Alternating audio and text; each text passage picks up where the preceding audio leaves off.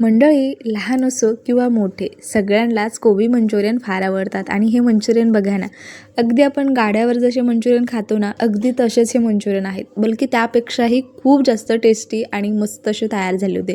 महत्त्वाचं म्हणजे हे कोबी मंचुरियन अजिबात तेलकट झाले नव्हते आणि अगदी गाड्यावर मिळते ना तशी चटणीसुद्धा मी घरी आज बनवली होती. खूप सोपी रेसिपी आहे. खूपदा आपण घरी मंचुरियन बनवले ना की ते दाटल्यासारखे होतात, तेलकट होतात, चिवट होतात. आज छोटे-छोटे ट्रिक्स सांगते, जेणेकरून तुम्ही जसे अगदी मार्केटमध्ये खाता ना तसे मंचुरियन तुम्ही घरी सहज बनवू शकता. त्यासाठी हा रेसिपी व्हिडिओ शेवटपर्यंत बघा आणि कुठेही जरासुद्धा आवडला तर लाईक करा. तर इथं मी मोठ्या आकाराचा कोबी घेतलेला आहे. हा कोबी मी कट करून घेत आहे. बरं मंडळी, ज्यावेळेस तुम्ही मार्केटमधून कोबी घेऊन याल त्यावेळेस 2-3 गोष्टी नीट लक्ष देऊन घ्यायच्या. पहिली गोष्ट, कोबी घेतल्याच्यानंतर थोडासा हातामध्ये घेऊन पाहायचा की तो असा मस्त असा जड आहे ना. जर कोबी जड असला ना तर तो ताजा असतो आणि त्याचा वाससुद्धा घेऊन पाहायचा. जर खूप असा त्याचा उग्र वास येत असेल ना तर तो कोबी अजिबात घ्यायचा नाही. तो कोबी शिळा असतो आणि शिळ्या कोबीने पोट वगैरे दुखण्याची शक्यता असते. त्यामुळे कोबी घेत असताना ताजा कोबी पाहून घ्यायचा.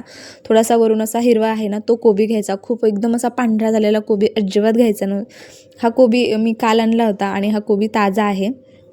आता इथं मी सुरुवातीला जो कोबीच्या वरचे जी पानं आहेत ना ती बऱ्यापैकी मी पानं काढून टाकली होती आणि त्यानंतर 1-2 पाण्याने धुवून घेतला आणि त्यानंतर पाणी निथळून दिलं त्यामधलं.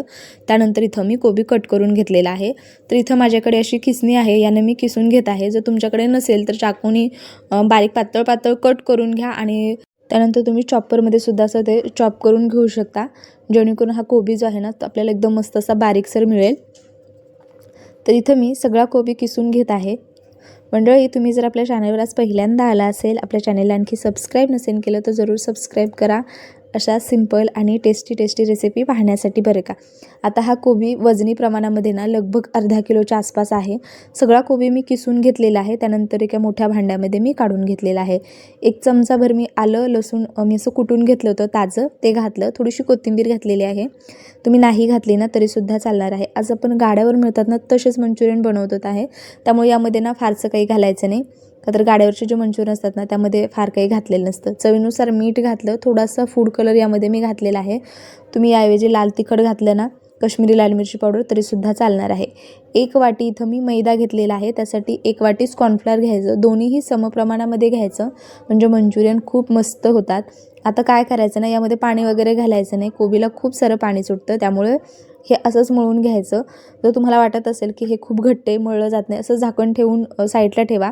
त्यानंतर कोबीला पाणी सुटलं ना की पुन्हा हे मळून घ्या. जर तुम्ही पाणी घातलं ना तर कोबी मंचुरियन खूप जास्त तेलकट होतात, ते खायलाही व्यवस्थित लागत नाही.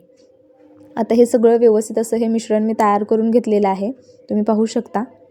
मंडळी, याआधी देखील मी कोबी मंचुरियनची रेसिपी तुमच्यासोबत शेअर केलेली आहे आणि ग्रेव्ही मंचुरियन किंवा फ्राईड राईसची रेसिपीसुद्धा याआधी मी शेअर केलेली आहे. आता हे मी व्यवस्थित मिक्स करून घेतलं. आता हे थोडंसं मी साईडला ठेवते आणि तोपर्यंत आपण चटणी बनवून घेऊया. त्यासाठी इथं मी भरपूर साऱ्या हिरव्या मिरच्या घेतलेल्या आहेत, एक 10-15 लसणाच्या पाकळ्या घेतलेल्या आहेत आणि 1 इंच आल्याचे मी काप करून घेतलेले आहेत. आता इथं तुम्ही लाल मिरचीसुद्धा वापरू शकता, पण इथं मी हिरवी मिरची वापरलेली, ती एकदम मस्त तिखट असते. थोडीशी कोथिंबीर यामध्ये मी घातलेली आहे आणि पाणी न घालता आपल्याला हे वाटून घ्यायचं आहे. आता इथं छोट्या कढईमध्ये थोडंसं तेल घातलेलं आहे. तेलाचं प्रमाण तुम्ही तुमच्या आवडीनुसार कमी जास्त करू शकता.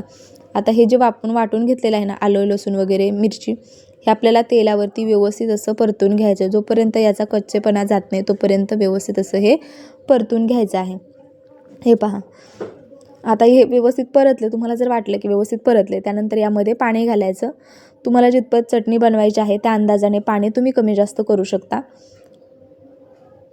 तर ही चटणी मी थोडीशीच बनवणार होते, त्यामुळे यामध्ये मी ना जास्तचं पाणी घातलं नाही. आता सगळे जे सॉसेस आहेत, जसं ग्रीन चिली, रेड चिली आणि थोडासा सोया सॉस, तर मंडळी सोया सॉस यामध्ये घालू नका, प्रत्येकाला सोया सॉस आवडत नाही.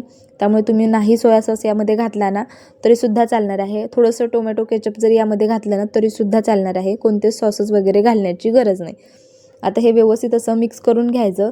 जे आपण सॉसेस घातलेले आहेत ना त्यामध्ये मिठाचं प्रमाण असतं, त्यामुळे मीठ थोडंसं टेस्ट करायचं आणि त्यानंतर घालायचं. त्यानंतर इथं मी थोडंसं चवीनुसार मीठ घातलेलं आहे आणि थोडासा फूड कलर यामध्ये मी घातलेला आहे.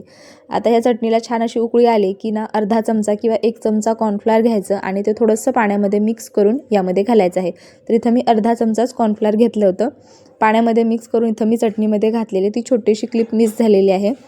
व्यवस्थित ही चटणी शिजवून घ्यायची आणि यामध्ये ना थोडीशी काळी मिरी पूड घालायची. माझ्याकडे नव्हती, मी नाही घातली, तरीसुद्धा ही चटणी चवीला खूप जास्त भारी झाली होती मंडळी. चटणी तयार करून घेतली, साईडला ठेवलेली आहे. त्यानंतर कढईमध्ये तेल गरम करून घेतलं आणि मंचुरियन सोडत असताना गॅस एकदम मध्यम करायचा आणि तेलामध्ये जेवढी मावतील ना तेवढी मंचुरियन घालायची. भजे तळायला जेवढा वेळ लागतो ना त्याच्यापेक्षा मंचुरियन तळायला वेळ जास्त लागतो. त्यामुळे ना जास्त मंचुरियन सोडायचे, म्हणजे एका बॅचमध्ये बरेचसे मंचुरियन तळून तयार होतात. आणि गॅस अजिबात मोठा करायचा नाही, मध्यम किंवा लहान गॅसवरच मंचुरियन तळायचे. नाहीतर काय होतं ना, वरून पटकन रंग येतो आणि आतून मंचुरियन कच्चेच राहतात. त्यामुळे मध्यम किंवा लहान गॅस करून हे मंचुरियन फ्राय करून घ्यायचे. एक 4 ते 5 मिनिटाचा वेळ लागतो.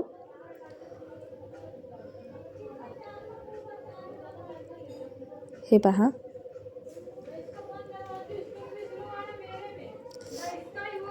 तर हे व्यवस्थित असं मी तळून घेत आहे.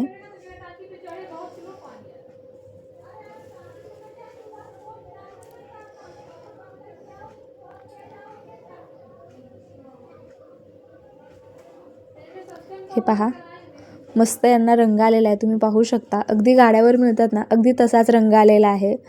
मंचुरियन व्यवस्थित फ्राय करायचे आणि त्यानंतर तेल निथळून व्यवस्थित असे तेलातून बाहेर काढायचे. गरमागरम इथे चटणी आणि सोबतच मंचुरियन खाण्यासाठी रेडी झालेले आहेत. मंडळी, उरलेले मंचुरियनसुद्धा मी याच पद्धतीने तयार करून घेतले होते. अतिशय मस्त हे मंचुरियन तयार होतात आणि महत्त्वाचं म्हणजे हे मंचुरियन तुम्ही तयार करून थंड जरी झाले ना तरी मऊ पडत नाही. खूप वेळपर्यंत हे मंचुरियन कुरकुरीतच राहतात. त्यामुळे तुम्ही ही रेसिपी जरूर ट्राय करू शकता. खूप मस्त आहे. बाहेरचं मुलांना अनहेल्दी देण्यापेक्षा ना घरी असं तुम्ही महिना 15 दिवसातून मुलांना बनवून जर दिले ना तर मुलंही बाहेरचं खाणं टाळतील. बाहेरचं अनहेल्दी तिथे कशी पद्धतीने स्वच्छता आहे की नाही आपण मुलांना देतो. त्यामुळे घरी स्वच्छतेत बनवलेलं कधीही बेटर आहे. तुम्हाला यावर काय वाटतं ते मला कमेंट करून जरूर सांगा. तर आजचा हा आमचा बेत खरंच खूप भारी होता, त्यामुळे तुम्हीसुद्धा ट्राय करा. तर हे पहा, किती मस्त हे मंचुरियन तयार झालेले आहेत. हे मंचुरियन बनवून आहे ना बराचसा वेळ झालेला आहे, पण तरीसुद्धा मंचुरियन खूप मस्त कुरकुरीत आहेत आणि चटणीसुद्धा खूप जास्त भारी झाली होती. त्यामुळे मंडळी, कधीतरी सुट्टीच्या दिवशी असा बेत तुम्ही सहज घरी तयार करू शकता. माझ्या मुलीला आणि मुलाला दोघांनाही हा बेत खूप जास्त आवडला, त्यामुळे तुमच्या मुलांना देखील आवडेल. बरं मंडळी, मी भेटते पुन्हा अशाच एखाद्या छानशा रेसिपीमध्ये. तोपर्यंत बाय.